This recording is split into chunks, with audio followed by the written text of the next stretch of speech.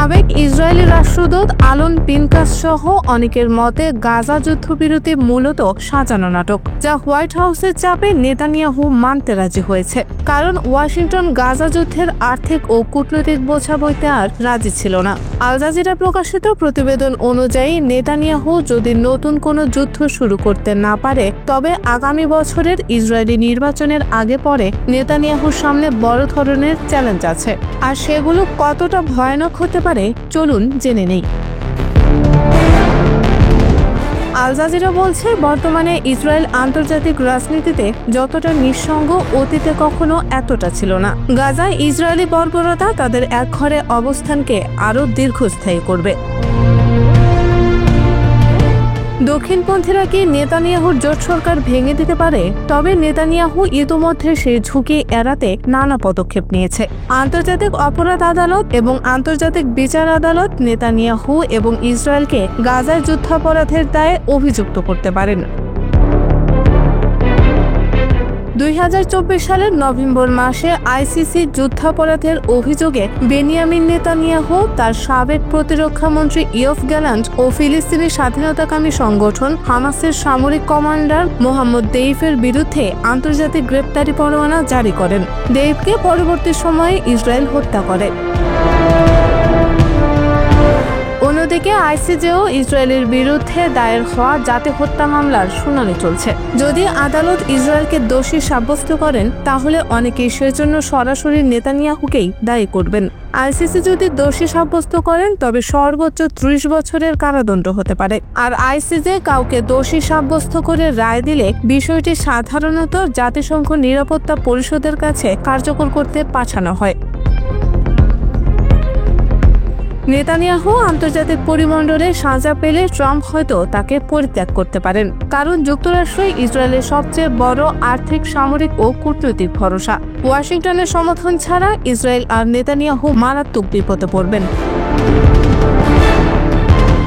Netanyahu যতই দাবি করুন, প্রেসিডেন্ট ডোনাল্ড ট্রাম্পের সমর্থনেরও সীমা আছে। 2021 সালে ট্রাম্প নাকি ভীষণ ক্ষুব্ধ হয়েছিলেন। ওই সময় নেতানিয়াহু প্রথম কয়েকজন বিশ্ব নেতার একজন ছিলেন, যিনি জো বাইডেনকে নির্বাচনে জেতায় অভিনন্দন জানিয়েছিলেন। এমনকি গত মে মাসে ট্রাম্প নেতানিয়াহুর সঙ্গে যোগাযোগ বন্ধ করে দেন বলে জানা যায়, কারণ তিনি মনে করেছিলেন নেতানিয়াহু তাকে ব্যবহার করার চেষ্টা করেছেন। সম্প্রতি দোহায় হামাসের আলোচকদের ওপর ইসরায়েলের বিমান হামলার পর ট্রাম্পের ক্ষোভ চরমে ওঠে। তিনি ক্ষুব্ধ হয়ে বলেছিলেন, নেতানিয়াহু আমাকে ধোঁকা দিচ্ছে। যুদ্ধবিরতির আগে ট্রাম্প বলেছিলেন তিনি নেতানিয়াহুর সঙ্গে কঠিন কথা বলেছেন এবং বলেছেন, আমি না বলা পর্যন্ত ইসরায়েল গাজায় আবার ঢুকবে না। এখন যদি নেতানিয়াহু সেই স্থিতাবস্থা নষ্ট করেন, ট্রাম্প যে ভালোভাবে নেবেন না তা বলাই যায়। 2023 সালের 7 অক্টোবর হামাসের নেতৃত্বে ইসরায়েলের হামলায় 1139 জন নিহত হন। জিম্মি করা হয় প্রায় 250 জনকে। এই ঘটনা তদন্তে দেখা গেছে, ইসরায়েলের সেনা ও গোয়েন্দা সংস্থাগুলোর মধ্যে গুরুতর দুর্বলতা ও সমন্বয়হীনতা ছিল। তারা এমন আক্রমণের কোনো পূর্বাভাসই ধরতে পারেননি। পৃথক তদন্তের পর সেনাবাহিনী ও গোয়েন্দা সংস্থার প্রধান দুইজনই পদত্যাগ করেন। নেতানিয়াহু অন্যান্য তদন্তে কোনো আপত্তি জানাননি, তবে নিজ সরকারের ভূমিকা নিয়ে হওয়া তদন্তের তিনি বিরোধিতা করেছেন। তিনি বলেছেন, এটি রাজনৈতিকভাবে পক্ষপাতদুষ্ট হবে এবং যুদ্ধ চলাকালীন এটা করা সম্ভব নয়। ট্রাম্প নিজেই গাজার যুদ্ধ ও নেতানিয়াহুর দুর্নীতি মামলার যোগসূত্রের ইঙ্গিত দিয়েছেন। ইসরায়েলের পার্লামেন্টে দেওয়া ভাষণে ট্রাম্প দেশটির প্রেসিডেন্ট আইজ্যাক হারজগকে নেতানিয়াহুকে ক্ষমা করে দেওয়ার আহ্বান জানান। নেতানিয়াহুর বিরুদ্ধে 3টি দুর্নীতি মামলা চলছে। যুদ্ধকালেও নানা বিলম্ব সত্ত্বেও মামলাগুলোর কার্যক্রম থেমে থাকেনি। নেতানিয়াহুর বিরুদ্ধে ঘুষ, জালিয়াতি ও আস্থা ভঙ্গের অভিযোগ আনা হয়েছে। এসব মামলা দোষী প্রমাণিত হলে তার 10 বছরের কারাদণ্ড হতে পারে।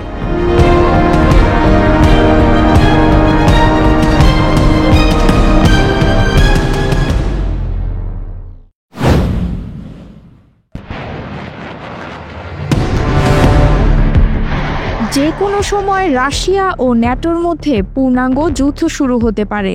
উভয় পক্ষই একে অপরের বিরুদ্ধে কঠোর অবস্থানে যাচ্ছে। যে কোনো সময় হামলার জন্য জোটকে প্রস্তুত থাকার আহ্বান জানিয়েছেন ন্যাটোর সামরিক নেতারা। অন্যদিকে রাশিয়ার পক্ষ থেকে বলা হচ্ছে ন্যাটোর কার্যক্রম সরাসরি সংঘর্ষের দিকে ঠেলে দিচ্ছে। রাশিয়া ও ন্যাটোর মধ্যে যুদ্ধ শুরু হলে বিশ্বের প্রধান শক্তিগুলো দুটি শিবিরে বিভক্ত হয়ে পড়বে। একদিকে থাকবে রাশিয়ার জোট, অন্যদিকে ন্যাটো জোট। যুদ্ধের মাঠে রাশিয়ার দিকে অবস্থান নিবে ইরান, চীন ও উত্তর কোরিয়ার মতো সামরিক শক্তিধর দেশগুলো। আর ন্যাটো তো নিজেই একটা সামরিক জোট। তবে ন্যাটো জোটের মধ্যেও কিছু দেশ রাশিয়ার বিরুদ্ধে নয়, বরং রাশিয়ার পক্ষ থেকেও ময়দানে নামার সম্ভাবনা দেখছেন বিশ্লেষকরা। ন্যাটো রাশিয়ার যুদ্ধ শুরু হলে তা হবে অত্যন্ত মারাত্মক ও বিপর্যয়কর, যেখানে উভয় পক্ষেই রয়েছে শক্তিধর দেশসমূহ। সামরিক বিশ্লেষক ও বিশ্ব নেতারা মনে করেন এই যুদ্ধই গড়াতে পারে তৃতীয় বিশ্বযুদ্ধ থেকে পারমাণবিক হামলা পর্যন্ত। গেল কয়েকদিন ধরে ন্যাটো অভিযোগ করেছে রাশিয়া বিভিন্নভাবে ন্যাটোকে উস্কানি দিচ্ছে। ন্যাটোর সদস্য দেশ পোল্যান্ড ও এস্তোনিয়ার আকাশসীমায় রাশিয়ার যুদ্ধ বিমান ও ড্রোনের অনুপ্রবেশ ঘটনাকেও গুরুত্বের সাথে খতিয়ে দেখছে। যদিও ন্যাটো তাদের যুদ্ধ বিমান দিয়ে তাৎক্ষণিক পাল্টা জবাব দিয়েছে। বেশ কিছু ড্রোন ভূপাতিত করার দাবিও করেছে তারা। আবার নরওয়ে, ডেনমার্ক ও জার্মানির বিমানবন্দরগুলোতে অজ্ঞাত ড্রোনের অনুপ্রবেশের ঘটনাও দেখা যায়, যার ফলে সাময়িকভাবে ফ্লাইট চলাচল বন্ধ করতে হয় ইউরোপের এই দেশগুলোতে। সম্প্রতি সময়ে ন্যাটো নিজেদের সামরিক শক্তি প্রদর্শনে ইতিহাসের সবচেয়ে বড় সামরিক মহড়া চালাচ্ছে। এমন অবস্থায় ক্রেমলিনের মুখপাত্র দিমিত্রি পেসকভ বলেন, রাশিয়া ও ন্যাটোর সম্পর্ক এখন সরাসরি যুদ্ধের পর্যায়ে যাচ্ছে। রাশিয়া যদি সত্যি আক্রমণ করে বসে, তাহলে ন্যাটোর অনুচ্ছেদ 5 অনুযায়ী কতটি দেশ এবং কত দ্রুত তারা সম্মিলিত পদক্ষেপ নেবে সেটি নিয়ে রয়েছে ধোঁয়াশা। গেল বছর গ্যালপের এক সমীক্ষায় উঠে আসে ইউরোপীয় ইউনিয়নের 32% মানুষ যুদ্ধ চায় না, কারণ ইউরোপ নতুন কোনো যুদ্ধের জন্য প্রস্তুত নয়। 1949 সালের 4 এপ্রিল প্রতিষ্ঠিত হয় ন্যাটো। প্রতিষ্ঠার পর থেকেই ন্যাটো তার সামরিক শ্রেষ্ঠত্ব নিয়ে আত্মবিশ্বাসী ছিল। তাদের আত্মবিশ্বাসের পারদে ছিল অত্যাধুনিক সব অস্ত্রশস্ত্র, কিন্তু সম্প্রতি তাদের এই ধারণা অনেকটা নড়বড়ে হয়ে পড়েছে। গেল মাসে ইউরোপের আকাশে সস্তা ড্রোনের অনুপ্রবেশ ঘটে, যা রুখতে ন্যাটোকে ব্যয়বহুল যুদ্ধবিমান ও ক্ষেপণাস্ত্র ব্যবস্থা ব্যবহার করতে হয়। আর এতে করেই ন্যাটোর সক্ষমতা নিয়ে বিভিন্ন প্রশ্ন উঠতে শুরু করে। গেল সেপ্টেম্বরে ইউক্রেনে রাশিয়ার বড় আকারের বিমান হামলায় 20টিরও বেশি ড্রোন প্রতিবেশী দেশ পোল্যান্ডের আকাশসীমা লঙ্ঘন করে। যে ড্রোনগুলো মোকাবেলা করতে পোল্যান্ড ব্যবহার করে কোটি ইউরো মূল্যের অত্যাধুনিক সামরিক সরঞ্জাম। রুশ এই ড্রোনগুলো মোকাবেলা করতে ন্যাটো সদস্য দেশটি ব্যবহার করে F-16, F-35 যুদ্ধবিমান, সামরিক হেলিকপ্টার এবং প্যাট্রিয়ট ভূমি থেকে আকাশে নিক্ষেপণ ক্ষেপণাস্ত্র ব্যবস্থা। এর মধ্যে বেশ কিছু ড্রোন সস্তা ফোমের তৈরি ডামি ছিল। এই প্রতিরোধ ব্যবস্থাটি একদিকে যেমন ব্যয়বহুল ছিল, অন্যদিকে ব্যর্থ চেষ্টারও অভিযোগ তোলে অনেকে, কেননা এটি পশ্চিমা সামরিক শক্তি ন্যাটোর আত্মবিশ্বাসকে ভেঙে দেয়। সামরিক শিল্পে ন্যাটো $1 ট্রিলিয়ন ব্যয় করলেও নিজেদের সীমান্তে সস্তা ড্রোনের অনুপ্রবেশ রুখতে হওয়ায় হাসির খোরাকও বনে যায় রাশিয়ার কাছে। এই ঘোলাটে পরিস্থিতিতে ন্যাটোর জনবল ও ঐক্য নিয়ে প্রশ্ন উঠছে। ইউরোপ কি আসলেই যুদ্ধের জন্য প্রস্তুত? গেল বছর গ্যালপের এক সমীক্ষায় উঠে আসে পোল্যান্ড, স্পেন, জার্মানি ও ইতালির অধিকাংশ জনগণই নতুন কোনো যুদ্ধ চায় না। এদিকে ন্যাটো সদস্যদের অনেক দেশই যুদ্ধের বিপক্ষে অবস্থান নিচ্ছে। জোটের আগে নিজ দেশকে রক্ষায় ব্যস্ত সদস্য দেশগুলো। তবে যুদ্ধের দামামায় যে কোনো মুহূর্তেই প্রস্তুত বা অপ্রস্তুত অবস্থাতে ময়দানে নামতে হতে পারে সদস্য দেশগুলোকে, এমনটাই ধারণা করছে যুদ্ধ বিশ্লেষকরা।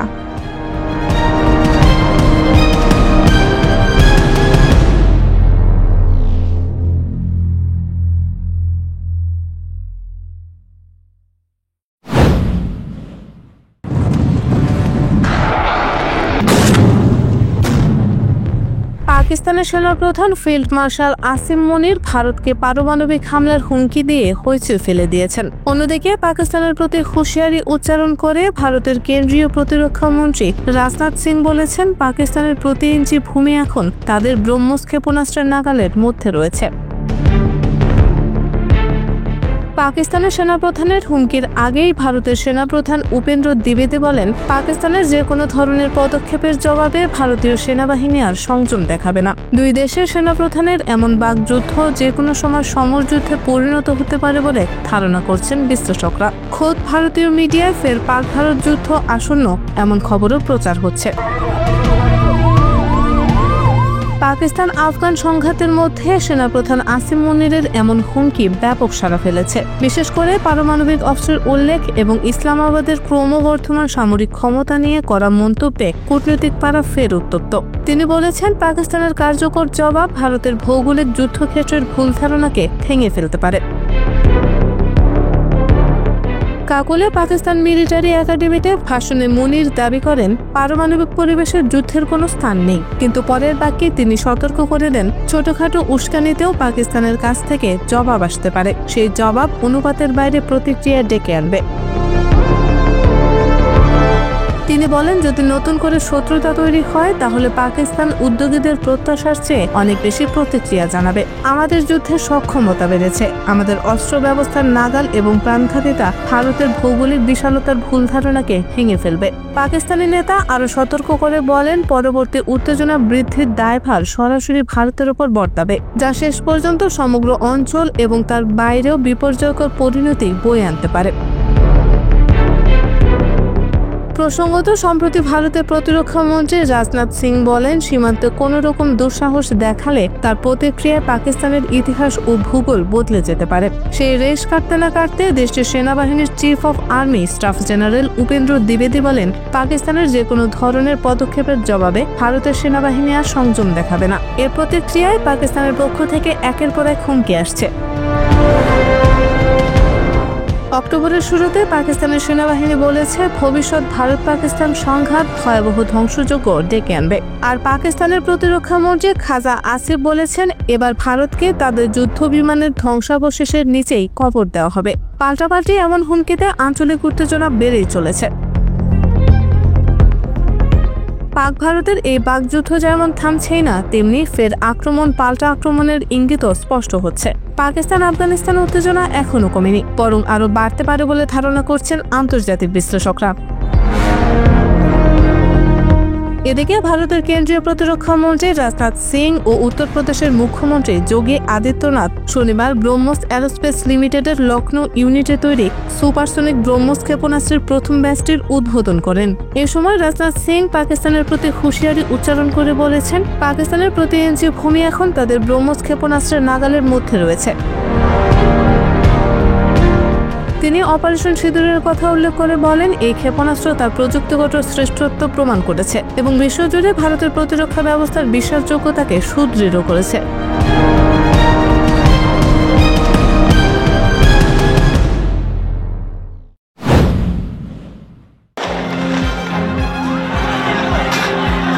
যুদ্ধের আগুনে পুড়ছে ইউরোপ থেকে মধ্যপ্রাচ্য। এমন সময় দক্ষিণ পূর্ব এশিয়ায় তৈরি হচ্ছে নতুন জোট। রাশিয়া চীন জোটের ছায়ায় এবার একসাথে এগিয়ে আসছে উত্তর কোরিয়া ও বিশ্বের সবচেয়ে বড় মুসলিম দেশ ইন্দোনেশিয়া। প্রতিরক্ষায় দুই দেশের সাম্প্রতিক ঘনিষ্ঠতা বিশেষজ্ঞদের ভাবাচ্ছে নতুন আঞ্চলিক বাস্তবতা নিয়ে। বিশ্বের শক্তি ভারসাম্য বদলে যাচ্ছে। ইউক্রেন যুদ্ধের পর শুরু হয়েছে নতুন কূটনৈতিক অধ্যায়।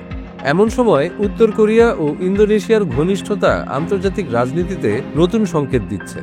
বিশ্লেষকদের মতে এটি শুধু রাজনৈতিক নয়, বরং কৌশলগত অবস্থান জোরদারের ইঙ্গিত বহন করছে। এ মাসেই একই সাথে ৮০তম প্রতিষ্ঠাবার্ষিকী পালন করে উত্তর কোরিয়ার ওয়ার্কার্স পার্টি ও ইন্দোনেশিয়ার সশস্ত্র বাহিনী। কাকতালীয়ভাবে বা পরিকল্পিতভাবেই হোক, এই সময়েই পিয়ংইয়ং সফর করেছেন ইন্দোনেশিয়ার পররাষ্ট্রমন্ত্রী সুগিয়োনো। যদিও সরকারি ভাষ্যে সফরটিকে বন্ধুত্বপূর্ণ সম্পর্ক জোরদার হিসেবে বলা হয়েছে, বিশ্লেষকদের মতে এর অন্তরালে শুরু হতে পারে নতুন নিরাপত্তা যোগাযোগের অধ্যায়। শীতল যুদ্ধের সময় থেকেই ইন্দোনেশিয়া ও উত্তর কোরিয়ার সম্পর্ক গভীর হতে শুরু করে। 1964 সালে প্রেসিডেন্ট সুকার্নোর সময় দুই দেশের মধ্যে আনুষ্ঠানিক কূটনৈতিক বন্ধন স্থাপিত হয়। সে বছরই জাকার্তা সফর করেছিলেন কিম ইল সং, যিনি ছিলেন উত্তর কোরিয়ার প্রতিষ্ঠাতা নেতা। সুহার্তোর সময় ইন্দোনেশিয়া যখন পশ্চিমা মিত্রদের দিকে ঝুঁকে পড়ে, তখনও উত্তর কোরিয়ার সঙ্গে সম্পর্ক পুরোপুরি ভাঙেনি। সুকার্নোর কন্যা মেগাওয়াতি কিম পরিবারের সঙ্গে ঘনিষ্ঠ যোগাযোগ বজায় রেখেছিলেন। 2002 সালে কিম জং ইলের সঙ্গে সাক্ষাৎ করেন। গত কয়েক দশক ধরে ইন্দোনেশিয়া ও উত্তর কোরিয়ার সম্পর্ক শান্ত ও বন্ধুত্বপূর্ণ থাকলেও তা বেশ নীরব ছিল। এখনও জাকার্তায় উত্তর কোরিয়ার দূতাবাস রয়েছে, আর কোভিডের পর দীর্ঘ বিরতি কাটিয়ে 2025 সালের জুলাইয়ে ইন্দোনেশিয়াও পিয়ংইয়ংয়ে তাদের দূতাবাস আবার চালু করেছে।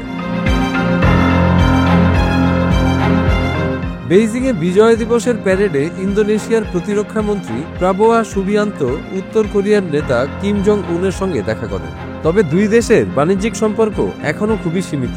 2024 সালের প্রথম 8 মাসে যেটা ছিল $23 লাখ, 2025 সালের একই সময় তা কমে দাঁড়ায় 21 লাখে।